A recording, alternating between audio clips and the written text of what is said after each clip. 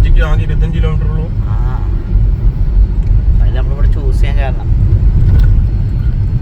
നമുക്ക് ഇവിടേക്ക് പോകണ അത്ര ദൂരം തന്നെ ഉള്ളേ, തൃശ്ശൂർക്ക് പോകണ ദൂരം തന്നെ ഉള്ളേ. എന്താ വേണമെന്നേ നൗഫലാണെങ്കിൽ അത്രയില്ല. KSRTC ബസ്സിലാണ് വിട്ടാൽ മതി. ആ വൈബ് അടിച്ചു വരുമ്പോൾ